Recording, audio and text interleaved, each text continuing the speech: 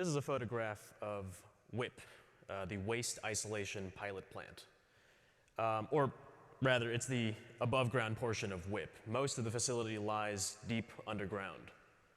WIP is the first and so far only very long-term nuclear waste disposal site in the United States. Here, the astonishingly lethal waste products of the American nuclear weapons industry are buried half a mile deep, where they will spend the next few eternities locked away in a salt formation that has been stable for 250 million years, and we hope will be stable for another 250 million more.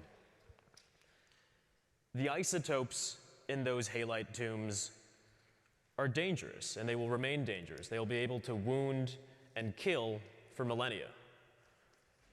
In the present, we protect ourselves from them with the structures of government and civil society. We put signs that say no trespassing. We have men with guns there to keep watch. We have criminal penalties if you do trespass. But these structures are not permanent. They will not last. And so, the very existence of these functionally immortal poisons presents us with an unprecedented charge to protect not only the people of this century or even this millennium, but the people and civilizations of the unimaginable future, 10,000 years hence. How are we to communicate? How are we to warn them of the dangers entombed below across such an abyss of time? No sign that we put up will survive 10,000 years under the New Mexico sun. No picture can remain interpretable after 10,000 years of human cultural change. No marker of fear or dread or terror will sustain its force. The only thing we can be assured of is that after 10,000 years, those wastes will still remain. This was the question that was taken up by Sandia National Laboratories in 1993. Their goal was to devise a message system that could be intelligible and operable for 10,000 years. And they came up with this: expert judgment on markers to deter inadvertent human intrusion into the waste isolation pilot plant. Despite the title, it is one of my favorite pieces of text anywhere. One of their conclusions was that in order to communicate this message robustly, the warning of danger had to be encoded into the ground itself. It had to be rendered onto the very stones, from the topology of the area to the dirt underfoot.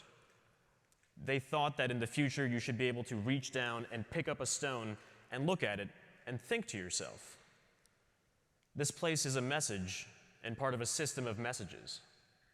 Pay attention to it. And this is what I want to tell you guys about today, which is I think that this is a very useful way to think about how we ought to live in this world. This place is a message and part of a system of messages, and we ought to pay attention to it. Because as modern people living in modern society, we are surrounded by systems whose workings are opaque to us. Our lives are structured by forces beyond our control. The way that we live and experience the world is mediated by systems beyond our reckoning. Don't be discouraged. This is modernity. This is all of our lives. We are living life at arm's length, but we need not to do that. By paying attention, we can get closer. We can come to read the messages and the message systems in which this world participates, and we can have a role in shaping the world that we want to live in. So when I say this place is a message, I'm being quite literal. I think that language is not just a convenient way of describing the world. I think that it actually has an ontological identity with the world itself. And what I mean by this is we think in words. It's impossible to have a thought without words. We call others to join us in action with words. We describe ourselves and our identities and who we are and where we have been and where we're going. We use words to do all of that. And that means that language is everywhere, that the world is full of stories waiting to come alive. And I'll tell you one right now. In the summits above the Sierra Nevadas, about 2 hours east of Sacramento, that's Donner Lake, you'll find a series of old abandoned railway tunnels. These were put there as part of the Transcontinental Railroad in the late 1860s. These tunnels were dug by hand tools and lamplight by tens of thousands of Chinese workers who labored here through brutal winters, moving all of this rock by hand. Some 20,000 of them worked on these tunnels or passed through them on the way to lay rail across the high deserts of Nevada and Utah.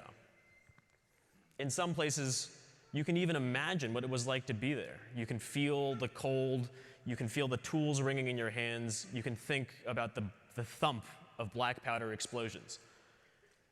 Along these tracks, there are places where you can find shards of their porcelain, traces of their material lives.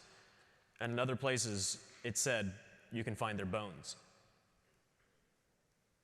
No records were kept of their living or their dying. Their stories were not deemed important enough to enter into the archives of history, which chose instead to preserve artifacts of the industrialists who funded the whole project. So what then remains of these 20,000 men? I think it's this. I think it's traces and residues, this simple, irrefutable fact of their once having been alive and having existed and having worked. Their stories are as permanent as these tunnels they left behind. The past is here with us in the present. It is accessible to us, if only we pay attention. This place is a message. It's a message about what kind of labor is valued, how this country came to be the way that it is, and it's a message about who gets the privilege of being remembered. And the thing with those messages is that they form part of a system of messages. No text stands alone. Every text, every story cannot help but refer to every other story ever told. And only through this intertextual narrative can we find the things that we love about living, justice or causality or even the passage of time. Our experience of the world is this constellation of stories. Our present is the sedimentation of the stories we tell about our past. Our future is nothing more than the far horizons we imagine for one another. All of these messages come together to form a system that point toward the same thing, the future. The Transcontinental Railroad, these days, parts of it are still in use, but much more of it is completely abandoned. I was up there a couple years ago to do some research for my book, and what happens in the winter is the meltwater comes down through the summit and forms this icy glaze on the floor, and so it's lethally slippery. And as you go through the tunnels, you have to brace yourself against the rock wall. And as I was doing this, I realized that occasionally my fingers would slide along a groove in the wall. And that groove, I realized, was the tool marks that were left behind by these old historical laborers more than 150 years ago. I was suddenly transported. My world was changed. I was walking through a system that was designed to mean something. It was designed to have a statement about what kind of nation we were.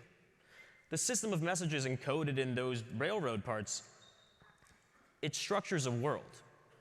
When I walked through those tunnels and I felt those grooves and I knew that they were tool marks, I walked through one kind of world. But if I didn't know to pay attention, if I didn't know to look, I would have walked through a completely different world. The stories that we have structure our reality. They tell us what to notice, what's important, and what not to notice. The stories that this tunnel is part of is something that we call the Western, this idea of the mythic American West, this land of cowboys and lawmen and duels at high noon. And those stories were powerful because they structured a world which was complete, which could not generate the terms of its own arrest. Within that world, the only stories which were possible to tell were stories about lawmen and cowboys and duels at high noon. The future was foreclosed. But as we come to realize, the world being made of stories is also changeable, and it's mutable. And this means that the stories that we tell can come to determine not only our futures, but the present. The Western as a literary genre looks a bit different these days than it did in its first iterations over 100 years ago. The stories that we tell now about that time in our history are weirder, they're more diverse, they're deeper, and so as a result, our present is changing. By making these reconfigurations in our mythic past, we've managed to effect change in the present. And this, I think, is the most stunning of what a story can do, is to not only effect change in the future, but to make that future realizable and come to bear in the present. I think that the act of living, it requires something from us. We don't just participate in lives, but we have to do something. And I think that work is storytelling, or something like writing. The world is a text to be read and interpreted, yes, but you have to realize that it is in order to participate in its making. Only when we notice that the world does not precede us, but it is actually delivered unto us. Only when we find out that this system of messages, this present, is nothing more than the stories we choose to tell and keep telling one another, only then can we see that the world is not neutral. It has never been neutral. The present is the present because the past was just so, just how we tell it. But that also means that the future is whatever we make of the present. And as we become aware of the voids in our stories, we can make new and different worlds. Worlds that we want to live in. Because the alternative is inattention. The alternative is to walk through this world and never look twice. Stories pass us by, time passes us by. When we choose not to pay attention, we close our eyes and we sleepwalk into the future. Others will write the world for us, and we will live in a web of their stories, not of our own design. We will wake to a future in which we could have shaped and could have done something, but chose not to, and ultimately left for others to decide. Some deserts in the American Southwest to this day remain shimmering with radiation. And in that way, the world, I think, is also aglow with meaning. But you have to know to look. You have to think to pay attention. Because it's difficult. But I think it's worth it because it's difficult. When you pay attention, you begin to notice the stories in the walls. When you do that, you can start to effect change. Look for how the world ought to be. See it for how it is. And then do the work of determining what systems, what structures of power must bend and break to bring us closer to how the world ought to be. Where you see injustice or suffering or inequity, pay attention. Pay attention. Because only then can we see how we can build ourselves a new and better world. I said earlier that the condition of modernity was to live life at arm's length, and I think that is true. But I don't think it's absolute, and I don't think we're doomed to do it. It needn't be our fate. By paying attention, we can come closer to the world. We can look at the things that are delivered to us with a critical eye, and we can see where they come from and what they do. We should be careful about the stories we tell and choose to keep telling because they are our world. And when we tell stories, we participate in the making of that world. When you pay attention, when you look for the gouges in the walls, you can tell new and different stories. You can bring the future to bear in this time of our present. You can participate in the shaping of a world in which we all want to live. Because when you pick anything up in modernity, in this world, you should think to yourself, this place is a message and part of a system of messages. Pay attention to it. Thank you.